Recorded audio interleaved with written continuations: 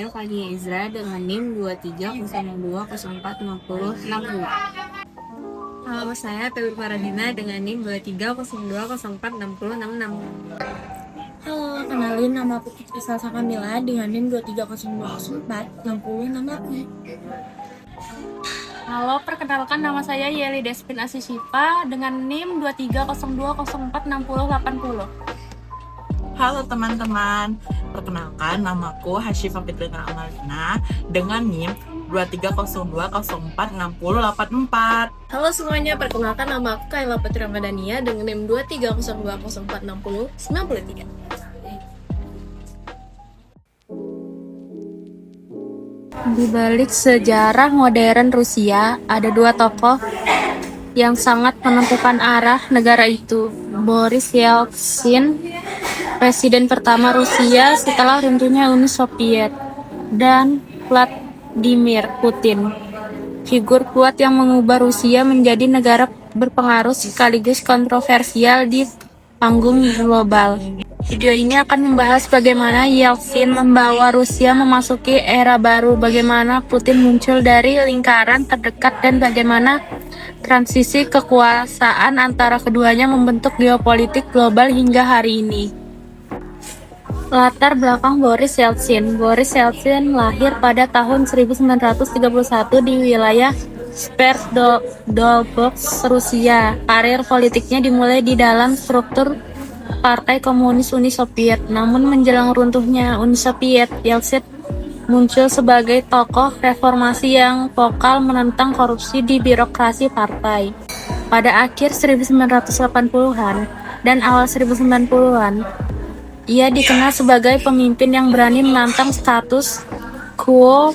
Popularitasnya meningkat drastis ketika ia berdiri di atas tank saat kudeta Agustus 1991 menentang kelompok garis keras Soviet. Aksi ini membuatnya dipandang sebagai simbol keberanian dan demokrasi. Ketika Uni Soviet runtuh pada Desember 1991, Yeltsin menjadi presiden pertama Federasi Rusia. Jadi, aku akan menjelaskan tentang era Yeltsin, yaitu dalam formasi dan krisis. Masa kepemimpinan Boris Yeltsin menandai periode paling bergejolak dalam sejarah Rusia modern. Ia mengambil alih negara yang baru saja runtuh dari struktur Soviet, lalu berusaha memaksa transisi besar-besaran dari ekonomi terpusat menuju ekonomi pasar melalui kebijakan terapi kejut atau shock terapi, sebuah langkah berisiko yang mengubah kehidupan jutaan warga dalam hitungan bulan. Namun, reformasi radikal itu memunculkan dampak serius. Negara tuh dihantam oleh inflasi yang melambung hingga merusak daya beli rakyat, privatisasi yang timpang dan tidak transparan, terus lahirnya para oligarki, segelintir pengusaha super kaya yang menguasai aset strategis. Yang keempat, ada krisis finansial 1998 yang mengguncang stabilitas nasional. Di ranah politik, pemerintah Yeltsin sering digambarkan kacau dan tidak stabil. Ia terlibat konflik berkepanjangan dengan parlemen, menghadapi jatuhnya legitimasi di mata publik, serta bergulat dengan kondisi kesehatan yang memburuk dari tahun ke tahun. Perang Chechnya semakin mengikis kepercayaan rakyat, memperkuat kesan bahwa Rusia sedang meluncur menuju krisis yang lebih dalam. Menjelang penghujung masa jabatannya, Yeltsin sangat membutuhkan seorang penerus yang tidak hanya mampu memulihkan stabilitas negara, tetapi juga memberikan jaminan perlindungan politik setelah ia turun dari kekuasaannya. Pada titik inilah, sosok Vladimir Putin muncul sebagai figur yang menjanjikan dan pada akhirnya dipilih untuk mengambil alih kepemimpinan Rusia. Jadi di sini saya akan menjelaskan tentang munculnya Vladimir Putin. Vladimir Putin lahir pada 1952 di Leningrad, Saint Petersburg. Masa kecilnya sederhana, dan sejak muda ia sudah tertarik pada dunia intelijen. Setelah lulus universitas, ia bergabung dengan KGB dan bekerja selama hampir 16 tahun dalam bidang kontraintelijen dan operasi luar negeri, termasuk penugasan penting di Dresden, Jerman Timur. Pengalamannya melihat runtuhnya kekuasaan Soviet di Eropa Timur membentuk pandangannya tentang pentingnya negara yang kuat dan stabil. Setelah bubarnya Uni Soviet pada 1991, Putin kembali ke Saint Petersburg dan bekerja dengan wali kota reformis Anatoly Sobchak. Di sinilah ia dikenal sebagai birokrat yang disiplin, efisien, dan tidak banyak bicara. Citranya yang membuatnya dipercaya banyak pejabat di Moskow. Pada pertengahan tahun 1990-an, Putin dipanggil ke Moskow untuk menduduki posisi strategis di pemerintahan pusat. Hingga akhirnya pada tahun 1998, Putin diangkat menjadi kepala FSB penerus KGB. Dan pada tahun 1999 ditunjuk Yeltsin sebagai Perdana Menteri. Pada saat itu hampir tidak ada warga Rusia yang mengenalnya. Namun, segalanya berubah cepat ketika terjadi rangkaian bom apartemen pada tahun 1999. Putin menunjukkan sikap tegas dan keras terhadap kelompok separatis Chechnya. Dan kebijakan ini memicu dimulainya Perang Chechnya yang kedua. Tindakan tegas dan retorika kuatnya membuat popularitas Putin melonjak. Dalam waktu singkat, ia dipandang sebagai pemimpin baru yang mampu memulihkan keamanan negara setelah kekacauan era Yeltsin, membuka jalan baginya untuk menjadi presiden Rusia pada tahun 2000.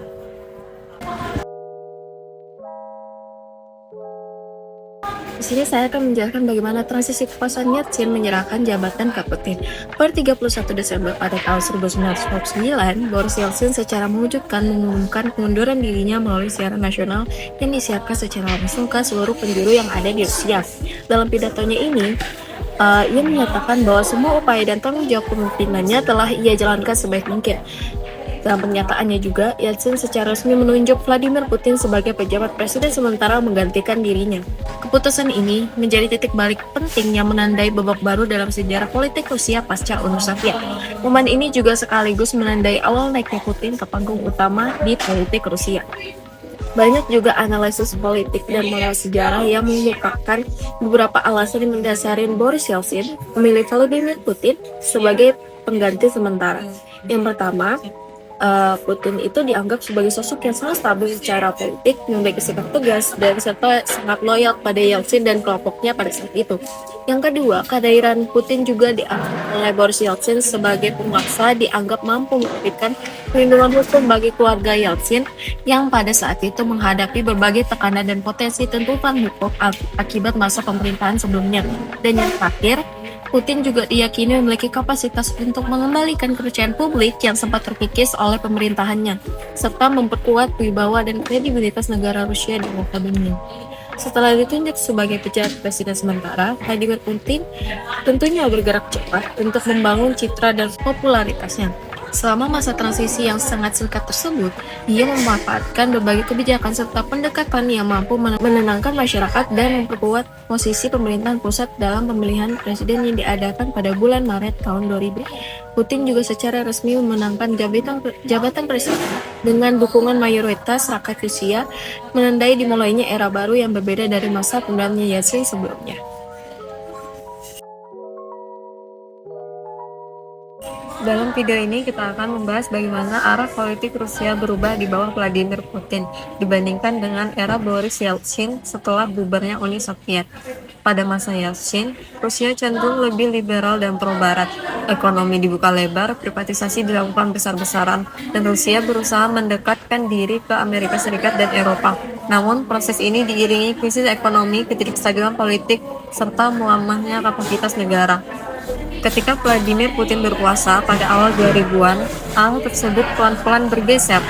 Rusia dibawa ke jalur yang lebih sentralistis, lebih menekankan identitas nasional, dan lebih berorientasi pada penguatan negara. Negara kembali ditempatkan sebagai aktor utama dalam mengatur ekonomi, politik, maupun kebijakan luar negeri.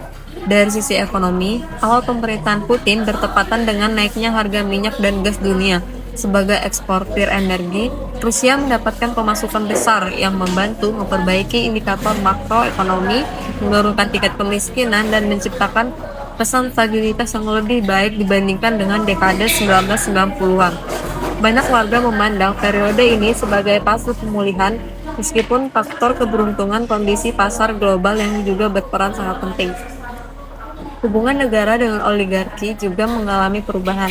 Jika di era Yeltsin, para pengusaha besar sangat dominan dan pengaruh terhadap media maupun politik. Di bawah Putin, pengaruh tersebut dibatasi. Beberapa oligarki yang dianggap terlalu independen menghadapi tekanan politik dan proses hukum. Hal ini dapat dibaca sebagai upaya mengembalikan kontrol negara atau sektor strategis, tetapi sekaligus memunculkan elit baru yang lebih dekat dengan Kremlin.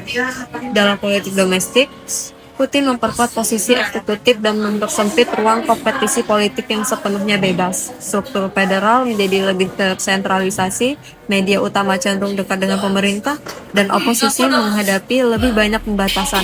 Kebijakan ini kerap dijustifikasi sebagai upaya menjaga stabilitas, tetapi dikritik sebagai kemunduran bagi demokrasi dan kebebasan sipil. Di ranah luar negeri, Putin berupaya memposisikan Rusia sebagai kekuatan besar yang tidak sekedar mengikuti Barat. Hal ini tampak dalam intervensi di Georgia, aneksasi Crimea, dan keterlibatan militer di Suriah, yang membuat hubungan dengan NATO dan negara-negara Barat semakin tegang. Bagi pendukungnya, langkah ini menegaskan kedaulatan dan kepentingan nasional bagi Rusia. Bagi pengkritik, kebijakan tersebut dinilai konfrontatif dan berpotensi mengganggu stabilitas kawasan. Secara keseluruhan, arah baru Rusia di bawah Putin menggabungkan pemulihan ekonomi dan stabilitas dengan penguatan kontrol politik di dalam negeri serta sikap yang lebih asertif di panggung internasional. Dampak jangka panjang dari strategi ini masih menjadi bahan perdebatan di kalangan akademisi dan pengamat hubungan internasional. Terima kasih. Hubungan antara Yeltsin dan Putin bukan sekedar rantai suksesi politik biasa, melainkan cerminan dan dua fase Rusia modern yang kontra namun saling berkaitan. Fondasi demokrasi elektoral, meski masih rapuh dan kerap diliputi kekacauan, arah reformasi menuju ekonomi pasar yang membuka jalan bagi transformasi struktural Rusia, legitimasi politik yang memungkinkan Putin membentuk pemerintahan baru dan menata ulang institusi negara. Stabilitas politik dan ekonomi yang gagal dicapai pada masa Yeltsin. Pemulihan kembali otoritas dan kapasitas negara dalam mengelola penguasaan. Namun di sisi lain, konsolidasi kekuasaan ini juga diiringi dengan kekurangan ruang, kebebasan politik, dan penguatan kontrol negara. Seperti dua sisi mata uang yang tak terpisahkan, Yeltsin menggambarkan era kebebasan yang penuh turbulensi, sementara Putin mewakili fase stabilitas yang dibayar dengan meningkatnya kecenderungan otoritarismenya. Kisah Yeltsin dan Putin bukan hanya cerita tentang dua pemimpin, tetapi tentang bagaimana sebuah negara mencoba menemukan identitas baru setelah kejatuhan ideologi raksasa. Transisi kekuasaan dari Yeltsin ke Putin mengubah Rusia secara fundamental. Hingga hari ini, keputusan mereka masih mempengaruhi politik global, hubungan nasional, dan arah masa depan Rusia. Terima kasih.